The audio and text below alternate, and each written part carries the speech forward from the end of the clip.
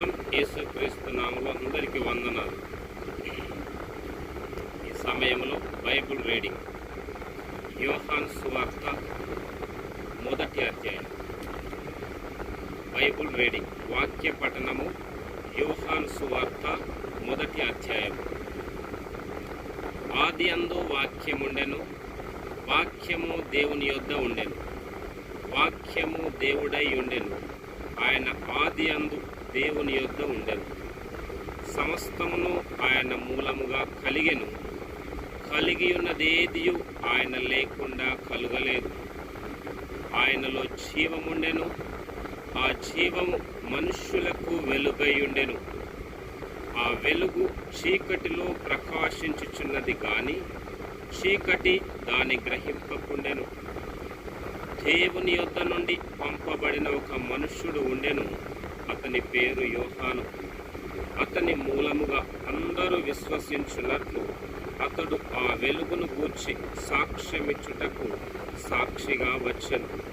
అతడు ఆ వెలుగై ఉండలేదు కానీ ఆ వెలుగును గూర్చి సాక్ష్యమిచ్చుటకు అతడు వచ్చెను.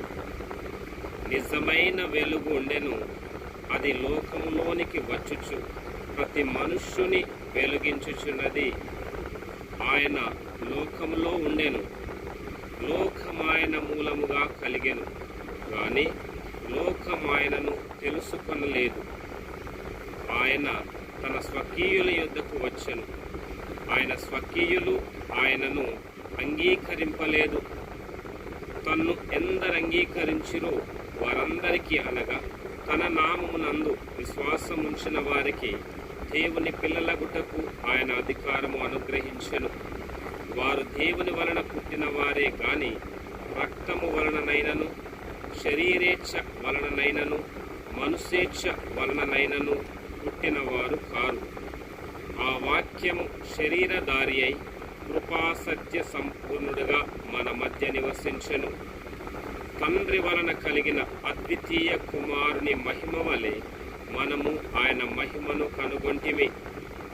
యోహాను ఆయనను గూర్చి సాక్ష్యమిచ్చుచు, నా వెనుక వచ్చువాడు నాకంటే ప్రముఖుడు కనుక ఆయన నాకంటే మొదటివాడాయననియు, నేను చెప్పినవాడు ఈయనే అనియు ఎలుగెత్తి చెప్పెను. ఆయన పరిపూర్ణతలో నుండి మనమందరము కృప వెంబడి కృపను పొందితిమి. ధర్మశాస్త్రము మోషే ద్వారా అనుగ్రహింపబడెను, కృపయు సత్యమును యేసుక్రీస్తు ద్వారా కలిగెను. ఎవడును ఎప్పుడైనను దేవుని చూడలేదు. తండ్రి రొమ్మునున్న అద్వితీయ కుమారుడే ఆయనను బయలుపరిచెను. నీవెవడవని అడుగుటకు యూదులు యెరూషలేము నుండి యాజకులను లేవీయులను యోహాను నొద్దకు పంపినప్పుడు అతడిచ్చిన సాక్ష్యమిదే.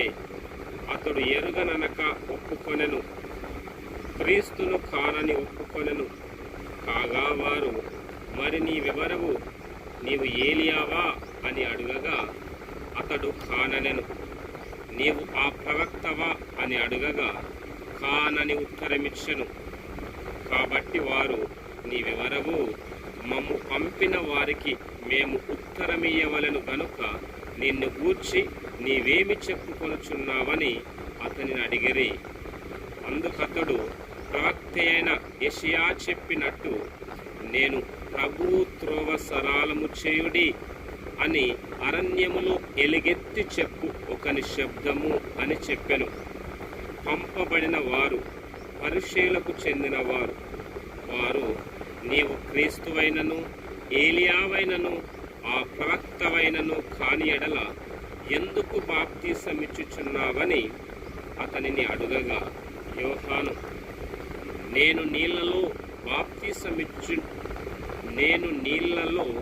బాప్తీసమిచ్చుచున్నాను గాని నా వెనుక వచ్చుచున్నవాడు మీ మధ్య ఉన్నాడు, మీరాయన నెరుగరు. ఆయన చెప్పుల వారును విప్పుటకైనను నేను యోగ్యుడను కానని వారితో చెప్పెను. యోహాను బాప్తిసమిచ్చుచున్న యోర్దాను నదికి ఆవలనున్న బెతనియాలో ఈ సంగతులు జరిగెను. మరునాడు యోహాను యేసు తన యొద్దకు రాగా చూచి, ఇదిగో లోక పాపమును మోసుకొని పోవు దేవుని గొర్రెపిల్ల, నా వెనుక ఒక మనుష్యుడు వచ్చుచున్నాడు, ఆయన నాకంటే ప్రముఖుడు గనుక నాకంటే మొదటివాడు ఆయనని నేనెవరిని గూర్చి చెప్పితినో ఆయనే ఈయన. నేను ఆయనను ఎరుగనైతిని గాని ఆయన ఇశ్రాయేలుకు ప్రత్యక్షమగుటకు నేను నీళ్లలో బాప్తిస్మమిచ్చుచు వచ్చితినని చెప్పాను. మరియు యోహాను సాక్ష్యమిచ్చుచు, ఆత్మ పావురము వలె ఆకాశము నుండి దిగువచ్చుట చూచితిని, ఆ ఆత్మ ఆయన మీద నిలిచెను. నేను ఆయనను ఎరుగనైతిని గాని నీళ్లలో బాప్తిస్మమిచ్చుటకు నన్ను పంపినవాడు నీవెవని మీద ఆత్మ దిగివచ్చుట చూతువో ఆయనే పరిశుద్ధాత్మలో బాప్తిస్మమిచ్చువాడని నాతో చెప్పెను. ఈయనే దేవుని కుమారుడని నేను తెలుసుకొని సాక్ష్యమిచ్చి తినను. మరునాడు మరల యోహానును అతని శిష్యులలో ఇద్దరును నిలుచుండగా అతడు నడుచుచున్న యేసు వైపు చూచి, ఇదిగో దేవుని గొర్రె పిల్ల అని చెప్పాను. అతడు చెప్పిన మాట ఆ ఇద్దరు శిష్యులు విని యేసును వెంబడించిరి. యేసు వెనుకకు తిరిగి వారు తన్ను వెంబడించుట చూచి, మీరేమి వెదకుచున్నారని వారిని అడుగగా, వారు, రబ్బీ, నీవు ఎక్కడ కాపురమున్నావని ఆయనను అడిగిరి. రబ్బీ అను మాటకు బోధకుడని అర్థము. వచ్చి చూడుడని ఆయన వారితో చెప్పగా వారు వెళ్ళి ఆయన కాపురమున్న స్థలము చూచి ఆ దినము ఆయన యొద్ద బస చేసిరి. అప్పుడు పగలు రమారమి 4 గంటల వేళ ఆయను. యోహాను మాట విని ఆయనను వెంబడించిన ఇద్దరిలో ఒకడు సీమోను పేతురు యొక్క సహోదరుడైన ఆంద్రెయ. ఇతడు మొదట తన సహోదరుడైన సీమోను చూచి, మేము మెస్సియాను కనుగొంటిమని అతనితో చెప్పి యేసు నొద్దకు అతని తోడుకొని వచ్చెను. మెస్సియా అను మాటకు అభిషక్తుడని అర్థం. యేసు అతని వైపు చూచి, నీవు యోహాను కుమారుడవైన సీమోనువు, నీవు కేఫా అనబడదు అని చెప్పాను. కేఫా అను మాటకు రాయి అని అర్థము. మరునాడు ఆయన గలిలయకు వెళ్ళగోరి ఫిలిప్పును కనుగొని నన్ను వెంబడించుమని అతనితో చెప్పెను. ఫిలిప్పు బెత్సాయిదా వాడు, అనగా ఆంద్రెయ, పేతురు అను వారి పట్టణపు కాపురస్తుడు. ఫిలిప్పు నతనయేలును కనుగొని, ధర్మశాస్త్రములో మోషేయు ప్రవక్తలను ఎవరిని గూర్చి వ్రాసిరో ఆయనను కనుగొంటిమి, ఆయన యోసేపు కుమారుడైన నజరేయుడగు యేసు అని అతనితో చెప్పెను. అందుకు నతనయేలు, నజరేతులో నుండి మంచిదేదైనా రాగలదా అని అతని అడుగగా, వచ్చి చూడుమని ఫిలిప్పు అతనితో అనెను. యేసు నతనయేలు తన యొద్దకు వచ్చుట చూచి,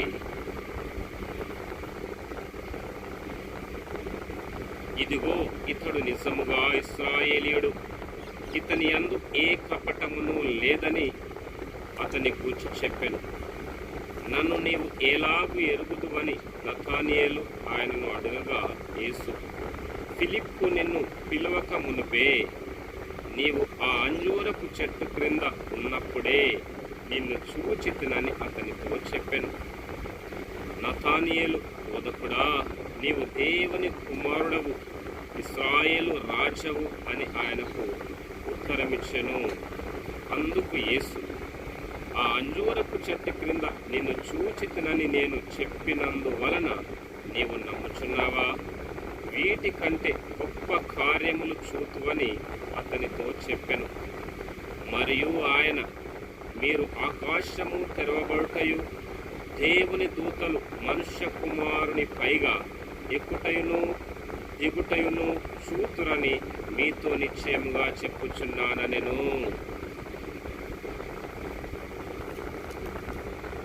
యోహాను సువార్త 2వ అధ్యాయం. 3వ దినమున గలిలయలోని కానా అను ఊరిలో ఒక వివాహము జరిగెను. యేసు తల్లి అక్కడ ఉండెను. యేసును ఆయన శిష్యులను ఆ వివాహమునకు పిలువబడిరి. ద్రాక్షారసమైపోయినప్పుడు యేసు తల్లి వారికి ద్రాక్షారసము లేదని ఆయనతో చెప్పగా, యేసు ఆమెతో, అమ్మా, నాతో నీకేమి పని? నా సమయమింకను రాలేదనెను. ఆయన తల్లి పరిచారకులను చూచి, ఆయన మీతో చెప్పునది చేయుడనెను. యూదుల శుద్ధీకరణాచార ప్రకారము 2-3 తూముల పట్టు 6 రాతి బాణలు అక్కడ ఉంచబడి ఉండెను. యేసు ఆ బాణలు నీళ్లతో నింపుడని వారితో చెప్పగా, వారు వాటిని అంచుల మట్టుకు నింపిరి. అప్పుడు ఆయన వారితో, మీరిప్పుడు ముంచి విందు ప్రధాని యొద్దకు తీసుకొని పండని చెప్పగా, వారు తీసుకొని పోయిరి. ఆ ద్రాక్షారసము ఎక్కడి నుండి వచ్చెనో ఆ నీళ్లు ముంచి తీసుకొని వచ్చిన పరిచారకులకే తెలిసినది గాని విందు ప్రధానికి తెలియకపోయెను. కనుక ద్రాక్షారసమైన ఆ నీళ్లు రుచి చూచినప్పుడు ఆ విందు ప్రధాని పెళ్లి కుమారుని చూచి, ప్రతి వాడును మొదట మంచి ద్రాక్షారసమును పోసి జనులు మత్తుగా ఉన్నప్పుడు చప్పురసము పోయిను. నీవైతే ఇది వరకును మంచి ద్రాక్షారసము ఉంచుకొని ఉన్నావని అతనితో చెప్పెను. గలిలయలోని కానాలో యేసు ఈ మొదటి సూచక క్రియను చేసి తన మహిమను బయలుపరిచెను. అందువలన ఆయన శిష్యులు ఆయన యందు విశ్వాసముంచిరి. అటు తరువాత ఆయనయు, ఆయన తల్లియు, ఆయన సహోదరులను, ఆయన శిష్యులను కపెర్నహూమునకు వెళ్ళి అక్కడ కొన్ని దినములుండిరి. యూదుల పస్కా పండుగ సమీపింపగా యేసు యెరూషలేమునకు వెళ్ళి దేవాలయములో ఎడ్లను, గొర్రెలను, పావురములను అమ్మువారును, రూకలు మార్చువారును కూర్చుంట చూచి రాళ్లతో కొరడాలు చేసి గొర్రెలను, ఎడ్లనన్నింటినీ దేవాలయములో నుండి తోలివేసి రూకలు మార్చువారి రూకలు చల్లివేసి వారి బల్లలో పడద్రోసి పావురములు అమ్మువారితో, వీటిని ఇక్కడ నుండి తీసుకొని పొండి, నా తండ్రి ఇల్లు వ్యాపారపు టిల్లుగా చేయకూడని చెప్పెను. ఆయన శిష్యులు, నీ ఇంటిని గూర్చిన ఆసక్తి నన్ను భక్షించునని రాయబడి ఉన్నట్టు జ్ఞాపకము చేసుకొనిరి. కాబట్టి యూదులు, నీవు ఈ కార్యములు చేయుచున్నావే, ఏ సూచక క్రియను చూచి ఏ సూచక క్రియను మాకు చూపెదవని ఆయనను అడగగా, యేసు, ఈ దేవాలయమును పడగొట్టుడి, 3 దినములలో దాని లేపుదునని వారితో చెప్పెను. యూదులు, ఈ దేవాలయము 46 సంవత్సరములు కట్టిరే, నీవు 3 దినములలో దానిని లేపుదువా అని అనిరి. అయితే ఆయన తన శరీరమును దేవాలయమును గూర్చి ఈ మాట చెప్పెను. ఆయన మృతులలో నుండి లేచిన తరువాత ఆయన ఈ మాట చెప్పెనని ఆయన శిష్యులు జ్ఞాపకము చేసుకొని లేఖనమును, యేసు చెప్పిన మాటను నమ్మిరి. ఆయన పస్కా పండుగ సమయమున యెరూషలేములో ఉండగా ఆ పండుగలో అనేకులు ఆయన చేసిన సూచక క్రియలను చూచి ఆయన నామమందు విశ్వాసముంచిరి. అయితే యేసు అందరినీ ఎరిగినవాడు కనుక ఆయన తన్ను వారి వశము చేసి కొనలేదు. ఆయన మనుషుని అంతర్యమును ఎరిగినవాడు కనుక ఎవడును మనుషుని గూర్చి ఆయనకు సాక్ష్యమియ్యనక్కరలేదు. యోహాను సువార్త 3వ అధ్యాయం. యూదుల అధికారి అయిన నికోదేమను పరిసయ్యుడొకడుండెను. అతడు రాత్రి అందు ఆయన యొద్దకు వచ్చి, బోధకుడా, నీవు దేవుని యొద్ద నుండి వచ్చిన బోధకుడవని మేమెరుగుదము. దేవుడు అతనికి తోడయ్యుంటేనే కాని నీవు చేయుచున్న సూచక క్రియలను ఎవడునూ చేయలేడని ఆయనతో చెప్పెను. అందుకు యేసు అతనితో, ఒకడు కొత్తగా జన్మించితేనే కాని అతడు దేవుని రాజ్యమును చూడలేడని నీతో నిశ్చయముగా చెప్పుచున్నానెను. అందుకు నికోదేము, ముసలివాడైన మనుష్యుడు ఎలాగు జన్మింపగలడు? రెండవ మారు తల్లి గర్భమందు ప్రవేశించి జన్మింపగలడా అని ఆయనను అడుగగా, యేసు ఇట్లనెను, ఒకడు నీటి మూలముగాను ఆత్మ మూలముగాను జన్మించితేనే గాని దేవుని రాజ్యములో ప్రవేశింపలేడని నీతో నిశ్చయముగా చెప్పుచున్నాను. శరీర మూలముగా జన్మించినది శరీరమును, ఆత్మ మూలముగా జన్మించినది ఆత్మయునయున్నది. మీరు కొత్తగా జన్మింపవలనని నేను నీతో చెప్పినందుకు ఆశ్చర్యపడవద్దు. గాలి తనకిష్టమైన చోటను విసురును, నీవు దాని శబ్దము విందువే కాని అది ఎక్కడ నుండి వచ్చెనో ఎక్కడికి పోవునో నీకు తెలియదు. ఆత్మ మూలముగా జన్మించిన ప్రతి వాడును అలాగేయున్నాడనెను. అందుకు నికోదేము, ఈ సంగతులు ఎలాగు సాధ్యములని ఆయనను అడుగగా, యేసు ఇట్లనెను, నీవు ఇశ్రాయేలుకు బోధకుడవయుండి వీటిని ఎరుగవా? మేము ఎరిగిన సంగతియే చెప్పుచున్నాము, చూచిన దానికే సాక్ష్యమిచ్చుచున్నాము. మా సాక్ష్యము మీరంగీకరింపరని నీతో నిశ్చయముగా చెప్పుచున్నాను. భూ సంబంధమైన సంగతులు నేను మీతో చెప్పితే మీరు నమ్మకున్నప్పుడు పరలోక సంబంధమైనవి మీతో చెప్పిన ఎడల ఎలాగు నమ్ముదురు? మరియు పరలోకము నుండి దిగి వచ్చిన వాడే, అనగా పరలోకములో ఉండు మనుష్య కుమారుడే తప్ప పరలోకమునకు ఎక్కిపోయిన వాడెవడునూ లేడు. అరణ్యములో మోషే సర్పమును ఎలాగ ఎత్తెనో అలాగే విశ్వసించు ప్రతి వాడును నశింపక ఆయన ద్వారా నిత్య జీవము పొందునట్లు మనుష్య కుమారుడు ఎత్తబడవలెను. దేవుడు లోకమును ఎంతో ప్రేమించెను కాగా ఆయన తన అద్వితీయ కుమారునిగా పుట్టిన వాని యందు విశ్వాసముంచు ప్రతి వాడును నశింపక నిత్య జీవము పొందునట్లు ఆయనను అనుగ్రహించెను.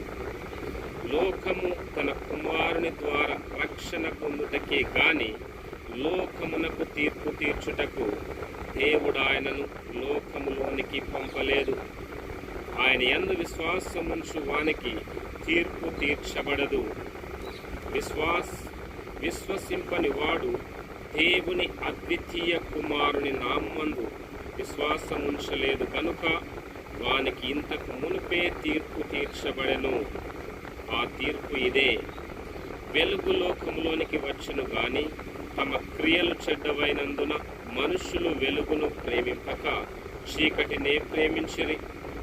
దుష్కార్యము చేయు ప్రతి వాడు వెలుగును ద్వేషించును, తన క్రియలు దుష్క్రియలుగా కనబడకుండునట్లు వెలుగునొద్దకు రాడు.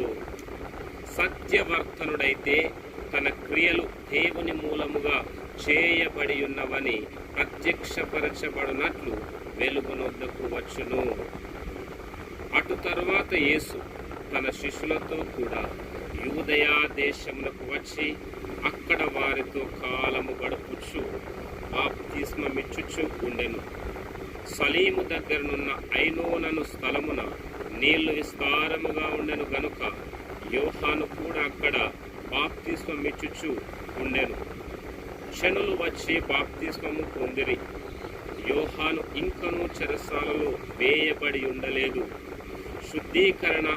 శుద్ధీకరణాచారమును గూర్చి యోహాను శిష్యులకు ఒక యూదునితో వివాదము పుట్టెను కనుక వారు యోహాను వద్దకు వచ్చి, బోధకుడా, ఎవడు యోర్దానుకు అవతల నీతో కూడా ఉండెనో నీవెవని గూర్చి సాక్ష్యమిచ్చితివో ఇదిగో ఆయన బాప్తిస్మమిచ్చుచున్నాడు, అందరూ ఆయన యుద్ధకు వచ్చుచున్నారని అతనితో చెప్పిరి. అందుకు యోహాను ఇట్లనెను, తనకు పరలోకము నుండి అనుగ్రహింపబడితేనే గాని ఎవడునూ ఏమియూ పొందనేరడు. నేను క్రీస్తును కాననియు ఆయన కంటే ముందుగా పంపబడిన వాడనే అనియు చెప్పినట్లు మీరే నాకు సాక్షులు. పెళ్లి కుమార్తె గలవాడు పెళ్లి కుమారుడు అయితే నిలువబడి పెళ్లి కుమారుని స్వరము వినడి స్నేహితుడు ఆ పెళ్లి కుమారుని స్వరము విని మిక్కిలి సంతోషించును. ఈ నా సంతోషము పరిపూర్ణమై ఉన్నది. ఆయన హెచ్చవలసి ఉన్నది, నేను తగ్గవలసి ఉన్నది. పైనుండి వచ్చువాడు అందరికీ పైనున్నవాడు, భూమి నుండి వచ్చువాడు భూ సంబంధి అయి భూ సంబంధమైన సంగతులను గూర్చి మాటలాడును. పరలోకము నుండి వచ్చువాడు అందరికీ పైగా నుండి తాను కన్న వాటిని గూర్చి విన్న వాటిని గూర్చి సాక్ష్యమిచ్చును. ఆయన సాక్ష్యము ఎవడును అంగీకరింపడు. ఆయన సాక్ష్యము అంగీకరించిన వాడు దేవుడు సత్యవంతుడను మాటకు ముద్ర వేసి ఉన్నాడు. ఏలయనగా దేవుడు తాను పంపిన వానికి కొలత లేకుండా ఆత్మను అనుగ్రహించును కనుక ఆయన దేవుని మాటలే పలుకును. తండ్రి కుమారుని ప్రేమించుచున్నాడు గనుక ఆయన చేతికి సమస్తము అప్పగించి ఉన్నాడు. కుమారుని యందు విశ్వాసముంచువాడే నిత్య జీవము గలవాడు. కుమారునికి విధేయుడు కానివాడు జీవము చూడడు, కాని దేవుని ఉగ్రత వాని మీద నిలిచియుండును. యోహాను సువార్త 4వ అధ్యాయం.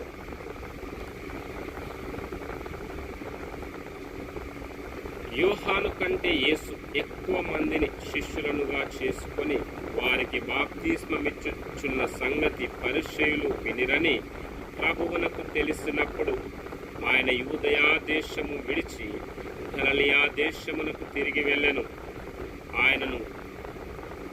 ఆయనను యేసే బాప్తిస్మమియ్యలేదు, కానీ ఆయన శిష్యులు ఇచ్చుచుండిరి. ఆయన సమరయ మార్గమున వెళ్ళవలసి వచ్చెను గనుక యాకోబు తన కుమారుడైన యోసేపుకిచ్చిన భూమి దగ్గరనున్న సమరయలోని సుఖారను ఒక ఊరికి వచ్చెను. అక్కడ యాకోబు బావి ఉండెను గనుక యేసు ప్రయాణము వలన అలసియున్న రీతినే ఆ బావి యొద్ద కూర్చుండెను. అప్పటికి ఇంచుమించు 12 గంటలాయను. సమరయ స్త్రీ ఒకతే నీళ్లు చేదుకొనుటకు అక్కడికి రాగా యేసు నాకు దాహమున కిమ్మని ఆమెను అడిగెను.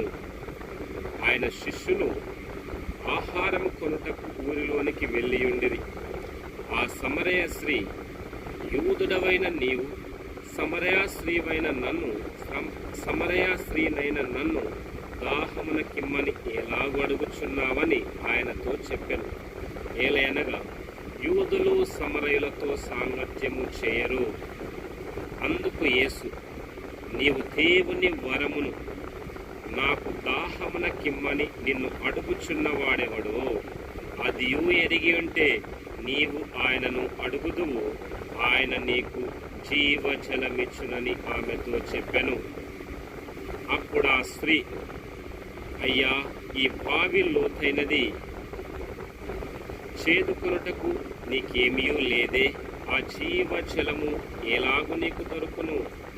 తానును తన కుమారులను పశువులను ఈ బావి నీళ్లు తాగి మాకిచ్చిన మన తండ్రి అయిన యాకోబు కంటే నీవు గొప్పవాడవా అని ఆయనను అడిగెను. అందుకు యేసు, ఈ నీళ్లు త్రాగు ప్రతి వాడును మరలా తప్పికొనును. నేనిచ్చు నీళ్లు త్రాగువాడెప్పుడును తప్పికొనడు. నేను వానికిచ్చు నీళ్లు నిత్య జీవమునకై వానిలో ఊరడి నీటి బుగ్గగా ఉండునని ఆమెతో చెప్పెను. ఆ స్త్రీ ఆయనను చూచి, అయ్యా, నేను తప్పికొనకుండునట్లును చేదుకొనుటకింత దూరము రాకుండానట్లును ఆ నీళ్లు నాకు దయచేయమని అడగగా, యేసు, నీవు వెళ్ళి నీ పెనిమిటిని తీసుకుని ఇక్కడికి రమ్మని ఆమెతో చెప్పాను. ఆ స్త్రీ, నాకు పెనిమిటి లేడనగా, యేసు ఆమెతో, నాకు పెనిమిటి లేడని నీవు చెప్పిన మాట సరియే. నీకు 5 పెనిమిట్లుండిరి. ఇప్పుడు ఉన్నవాడు నీ పెనిమిటి కాడు, సత్యమే చెప్పితివనెను. అప్పుడు ఆ స్త్రీ, అయ్యా, నీవు ప్రవక్తవని గ్రహించుచున్నాను. మా పితరులు ఈ పర్వతమందు ఆరాధించిరి గాని ఆరాధింపవలసిన స్థలము యెరూషలేములో ఉన్నదని మీరు చెప్పుదురని ఆయనతో అనగా, యేసు ఆమెతో ఇట్లనెను, అమ్మా, ఒక కాలము వచ్చుచున్నది, ఆ కాలమందు ఈ పర్వతం మీదనైనను యెరూషలేములోనైనను మీరు తండ్రిని ఆరాధింపరు. నా మాట నమ్ముము. మీరు మీకు తెలియని దానిని ఆరాధించువారు, మేము మాకు తెలిసిన దానిని ఆరాధించువారము. రక్షణ యూదులలో నుండియే కలుగుచున్నది. అయితే యథార్థముగా ఆరాధించువారు ఆత్మతోనూ సత్యముతోనూ తండ్రిని ఆరాధించు కాలము వచ్చుచున్నది, అది ఇప్పుడునూ వచ్చేయున్నది. తన్ను ఆరాధించువారు అట్టివారే కావాలని తండ్రి కోరుచున్నాడు. దేవుడు ఆత్మ కనుక ఆయనను ఆరాధించువారు ఆత్మతోనూ సత్యముతోనూ ఆరాధింపవలెననెను. ఆ స్త్రీ ఆయనతో, క్రీస్తనబడిన మెస్సయ్య వచ్చునని నేనెరుగుదును. ఆయన వచ్చినప్పుడు మాకు సమస్తమును తెలియజేయునని చెప్పగా, యేసు, నీతో మాట్లాడుచున్న నేనే ఆయననని ఆమెతో చెప్పెను. ఇంతలో ఆయన శిష్యులు వచ్చి ఆయన స్త్రీతో మాట్లాడుట చూచి ఆశ్చర్యపడిరి గాని, నీకేమి కావాలని అయినను, ఈమెతో ఎందుకు మాట్లాడుచున్నావని అయినను ఎవడునూ అడగలేదు. ఆ స్త్రీ తన కుండ విడిచిపెట్టి ఊరిలోనికి వెళ్ళి, మీరు వచ్చి నేను చేసినవన్నీ నాతో చెప్పిన మనుషునే చూడుడి, ఈయన క్రీస్తు కాడా అని ఆ ఊరి వారితో చెప్పగా, వారు ఊరిలో నుండి బయలుదేరి ఆయన యొద్దకు వచ్చుచుండిరి. ఆలోగా శిష్యులు, బోధకుడా, భోజనము చేయమని ఆయనను వేడుకొనిరి. అందుకు ఆయన, భుజించుటకు మీకు తెలియని ఆహారము నాకు ఉన్నదని వారితో చెప్పగా, శిష్యులు ఆయన భుజించుటకు ఎవడైనా ఏమైనను తెచ్చలేము అని ఒకనితో ఒకడు చెప్పుకొనిరి. యేసు వారిని చూచి, నన్ను పంపిన వాని చిత్తము నెరవేర్చుటయు ఆయన పని తుదముట్టించుటయు నాకు ఆహారమయ్యున్నది. ఇంకా 4 దినములైన తరువాత కోత కాలము వచ్చునని మీరు చెప్పుదురు గదా. ఇదిగో మీ కన్నులెత్తి పొలములను చూడుడి, అవి ఇప్పుడే తెల్లబారి కోతకు వచ్చి ఉన్నవని మీతో చెప్పుచున్నాను. విత్తువాడును కోయువాడును కూడా సంతోషించున్నట్లు కోయువాడు జీతము పుచ్చుకొని నిత్య జీవార్థమైన ఫలము సమకూర్చుకొనుచున్నాడు. విత్తువాడొకడు కోయువాడొకడను మాట ఈ విషయములో సత్యమే. మీరు దేనిని గూర్చి కష్టపడలేదో దానిని కోయుటకు మిమ్మును పంపితిని.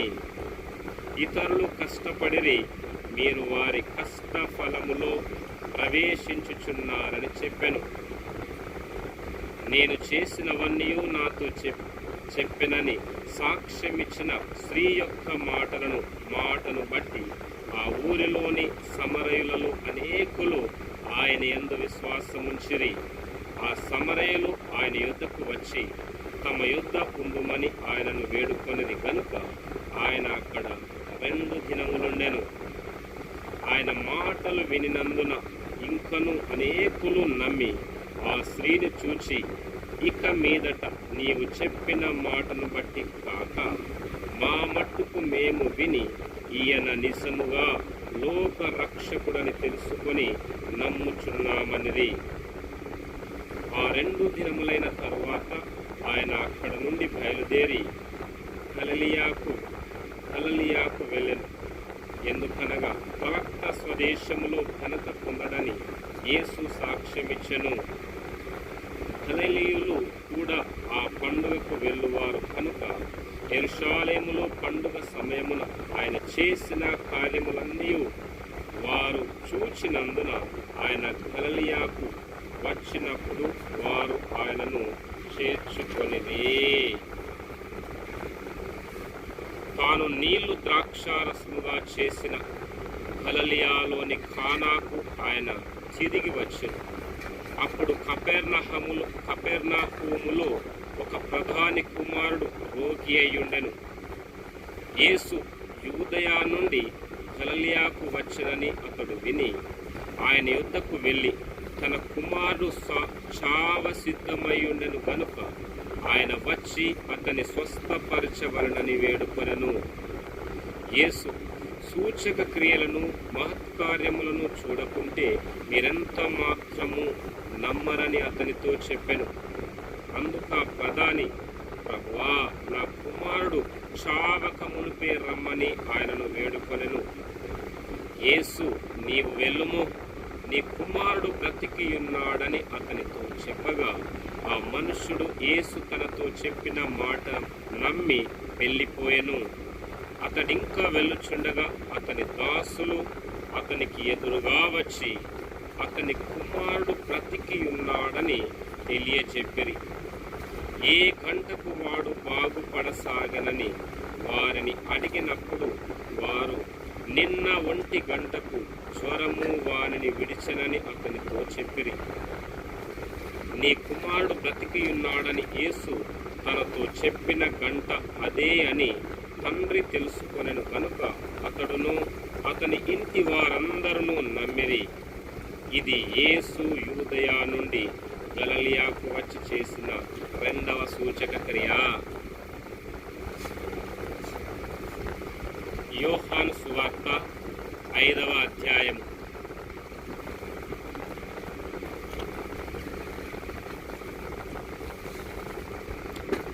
అటు తరువాత యూదుల పండుగ ఒకటి వచ్చెను కనుక యేసు యెరూషలేమునకు వెళ్ళెను. యెరూషలేములో గొర్రెల ద్వారము దగ్గర హెబ్రీ భాషలో బెతెస్దా అనబడిన ఒక కోనేరు కలదు. దానికి 5 మండపములు కలవు. ఆయా సమయములకు దేవదూత కోనేటిలో దిగి నీళ్లు కదిలించుట కలదు.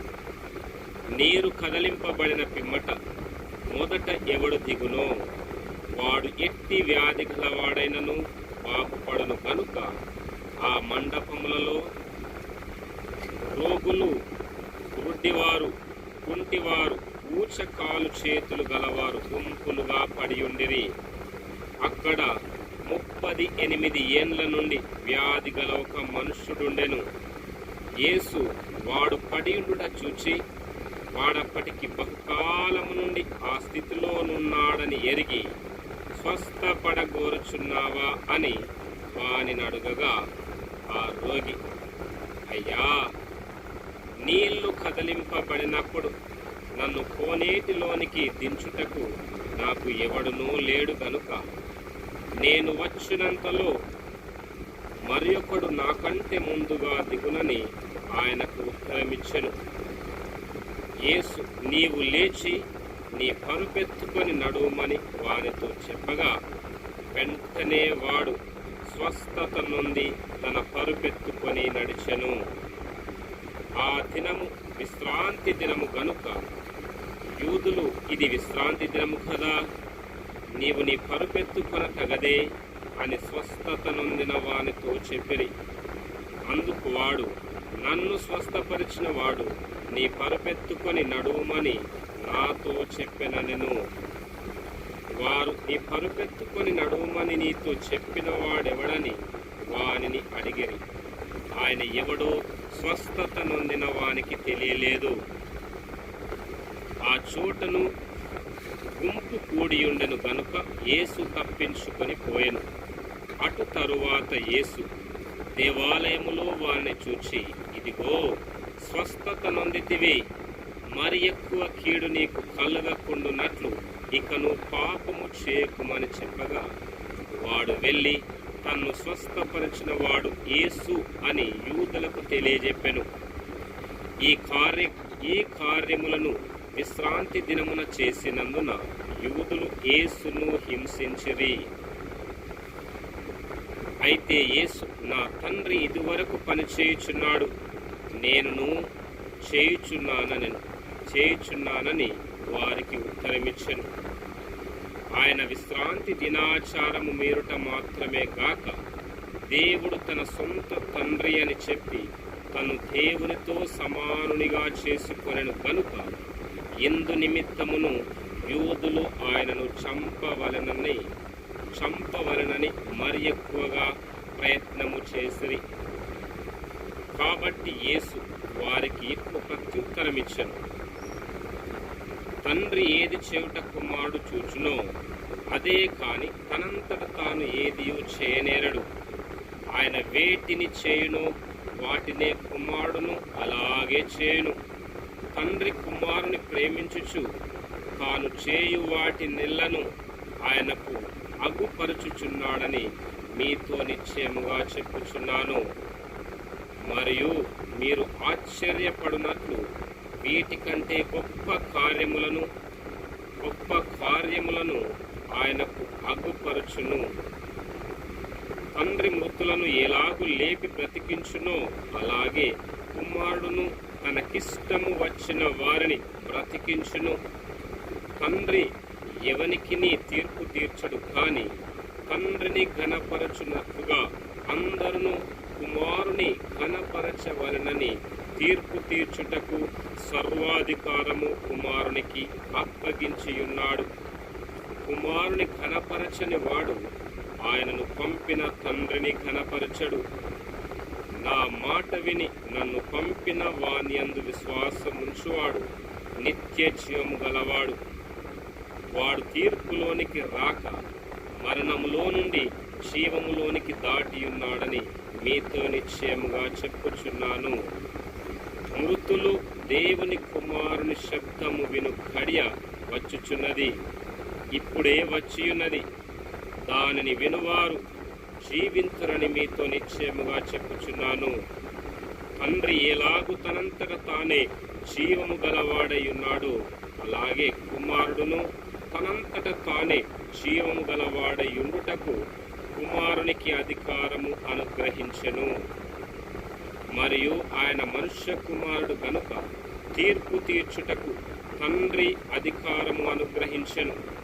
దీనికి ఆశ్చర్యపడకుడి. ఒక కాలము వచ్చుచున్నది, ఆ కాలమున సమాధులలోనున్న వారందరూ ఆయన శబ్దము విని మేలు చేసిన వారు జీవ పునరుత్థానమునకును, కీడు చేసిన వారు తీర్పు పునరుత్థానమునకును బయటికి వచ్చెదరు. నా అంతట నేనే ఏమీయూ చేయలేను, నేను వినున్నట్లుగా తీర్పు తీర్చుచున్నాను. నన్ను పంపిన వాని చిత్త ప్రకారమే చేయగోరుదును, కానీ నా ఇష్ట ప్రకారము చేయగోరను కనుక నా తీర్పు న్యాయమైనది. నన్ను గూర్చి సాక్ష్యము చెప్పుకొనిన ఎడల నా సాక్ష్యము సత్యము కాదు. నన్ను గూర్చి సాక్ష్యమిచ్చు వేరొకడు కలడు, ఆయన నన్ను గూర్చి ఇచ్చు సాక్ష్యము సత్యమని ఎరుగుదును. మీరు యోహాను వద్దకు కొందరిని పంపితిరి, అతడు సత్యమునకు సాక్ష్యమిచ్చెను. నేను మనుష్యుల వలన సాక్ష్యం అంగీకరింపను, కానీ మీరు రక్షింపబడవలెనని ఈ మాటలు చెప్పుచున్నాను. అతడు మండుచు ప్రకాశించుచున్న దీపమయ్యుండెను. మీరతని వెలుగులో ఉండి కొంతకాలము ఆనందించుటకు ఇష్టపడితిరి. అయితే యోహాను సాక్ష్యము కంటే నాకెక్కువైన సాక్ష్యము కలదు. అదేమనినా నేను నెరవేర్చుటకై తండ్రి ఏ క్రియలను నాకిచ్చియున్నాడో నేను చేయుచున్న ఆ క్రియలే తండ్రి నన్ను పంపియున్నాడని నన్ను గూర్చి సాక్ష్యమిచ్చుచున్నవి, మరియు నన్ను పంపిన తండ్రియే నన్ను గూర్చి సాక్ష్యమిచ్చుచున్నాడు. మీరు ఏ కాలమందైనను ఆయన స్వరము వినలేదు, ఆయన స్వరూపము చూడలేదు. ఆయన ఎవరిని పంపెనో ఆయనను మీరు నమ్మలేదు కనుక మీలో ఆయన వాక్యము నిలిచి ఉండలేదు.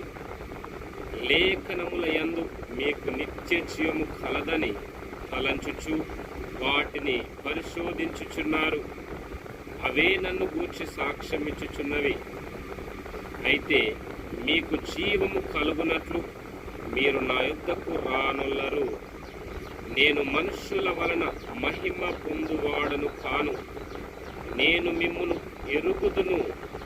దేవుని ప్రేమ మీలో లేదు. నేను నా తండ్రి నామమున వచ్చియున్నాను, మీరు నన్ను అంగీకరింపరు. మరి ఒకడు తన నామమున వచ్చిన ఎడల వానిని అంగీకరింతురు. అద్వితీయ దేవుని వలన వచ్చు మెప్పును కోరక యొక్కని వలన ఒకడు మెప్పు పొందుచున్న మీరు ఎలాగు నమ్మగలరు? నేను తండ్రి యొద్ద మీ మీద నేరము మోపుదునని తలంచకుడి. మీరు ఆశ్రయించుచున్న మోషే మీ మీద నేరము మోపును. అతడు నన్ను గూర్చి వ్రాసెను కనుక మీరు మోషేను నమ్మినట్లయినా నన్నును నమ్ముదురు. మీరతని లేఖనములను నమ్మని ఎడల నా మాటలు ఎలాగు నమ్ముదురనెను.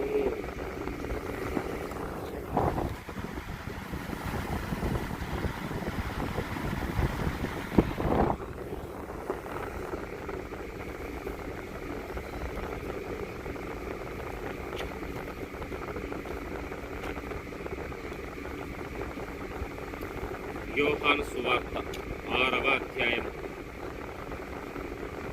అటు తరువాత యేసు తిబెరియా సముద్రము అనగా గలిలయ సముద్రము దాటి అద్దరికి వెళ్ళెను. రోగుల ఎడల ఆయన చేసిన సూచక్రియలను చూచి బహుజనులు ఆయనను వెంబడించిరి. యేసు కొండ ఎక్కి అక్కడ తన శిష్యులతో కూడా కూర్చుండెను.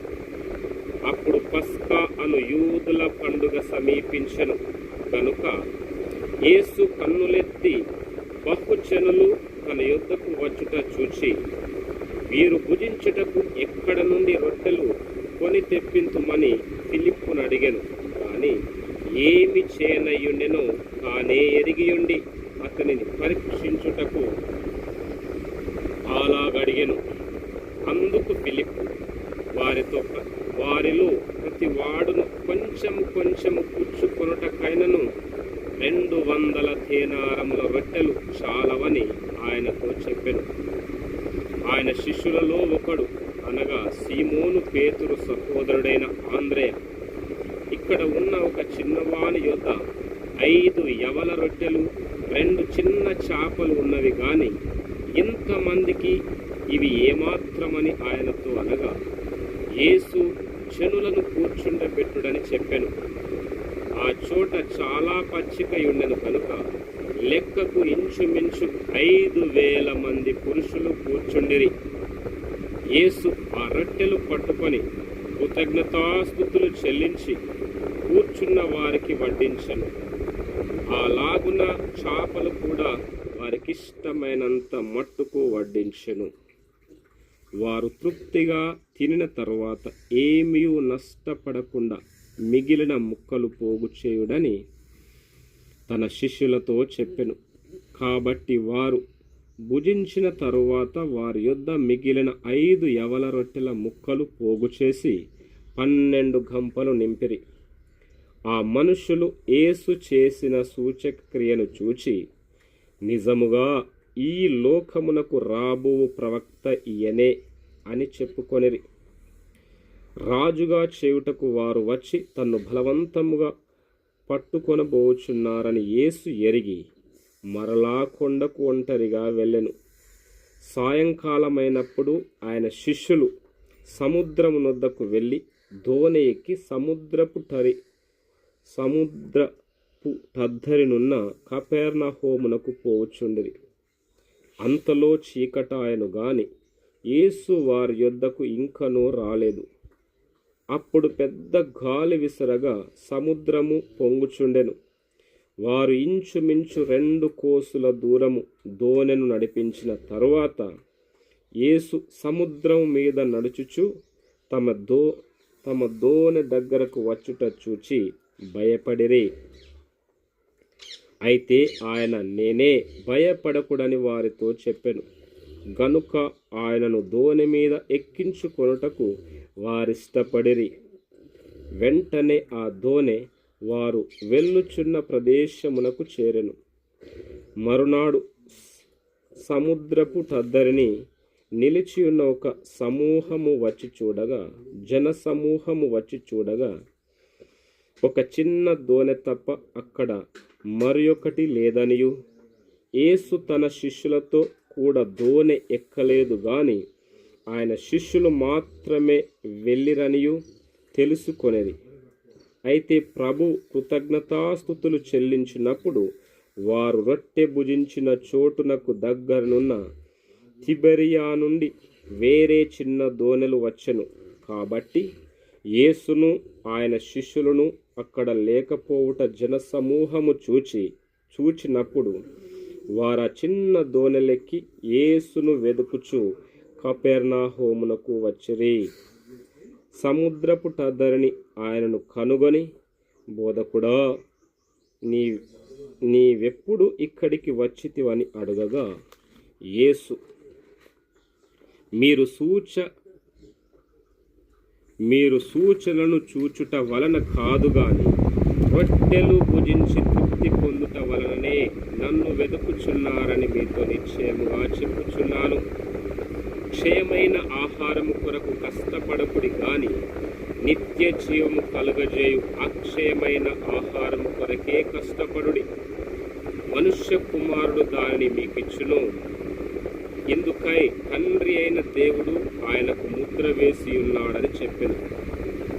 వారు, మేము దేవుని క్రియలు జరిగించుటకు ఏమి చేయవలెనని ఆయనను అడగగా, యేసు ఆయన పంపిన వాని యందు మీరు విశ్వాసముంచుటయే దేవుని క్రియయని వారితో చెప్పెను.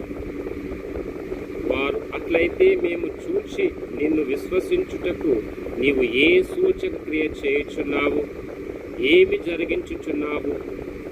భుజించుటకు పరలోకం నుండి ఆయన ఆహారము వారికి అనుగ్రహించను అని వ్రాయబడినట్లు మన పితరులు అరణ్యములో మన్నాను భుజించిరని ఆయనతో చెప్పిరి. కాబట్టి యేసు, పరలోకము నుండి వచ్చు ఆహారము మోషే మీకు ఇయ్యలేదు, నా తండ్రి పరలోకం నుండి వచ్చు నిజమైన ఆహారము మీకు అనుగ్రహించుచున్నాడు. పరలోకం నుండి దిగవచ్చి లోకమునకు జీవమునిచ్చినది దేవుడు అనుగ్రహించు ఆహారమై ఉన్నదని మీతో నిశ్చయముగా చెప్పుచున్నానని వారితో చెప్పెను. కావున వారు, ప్రభువా, ఈ ఆహారము ఎల్లప్పుడూ మాకు అనుగ్రహించుమనిరి. అందుకు యేసు వారితో ఇట్లనెను, జీవాహారము నేనే. నా యొద్దకు వచ్చువాడు ఏ మాత్రమును ఆకలిగొనడు. నా యందు విశ్వాసముంచువాడు ఎప్పుడునూ దప్పికొనడు. మీరు నన్ను చూచియుండియు విశ్వసింపకయున్నారని మీతో చెప్పితిని. తండ్రి నాకు అనుగ్రహించు వారందరూ నా యొద్దకు వత్తురు.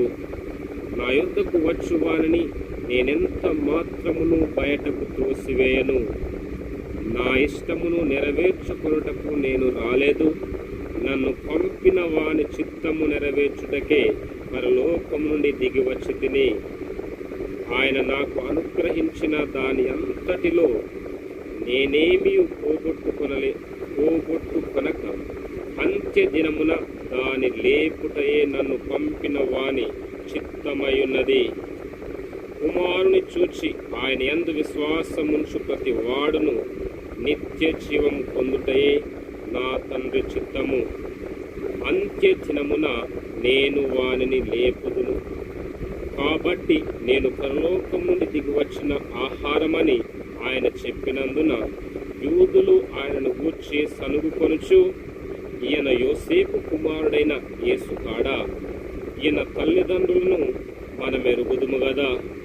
నేను పరలోకము నుండి దిగివచ్చి ఉన్నానని ఈయన ఎలాగూ చెప్పుచున్నాడని. అందుకు యేసు, మీలో మీరు సనుగుకొనకుడి. నన్ను పంపిన తండ్రి వానిని ఆకర్షించితేనే కాని ఎవడునూ నా యొద్దకు రాలేడు. అంత్య దినమున నేను వానిని లేపుదును. వారందరూ దేవుని చేత బోధింపబడుదురు అని ప్రవక్తల లేఖనములలో రాయబడి ఉన్నది కనుక తండ్రి వలన విని నేర్చుకొనిన ప్రతి వాడును నా యుద్ధకు వచ్చును.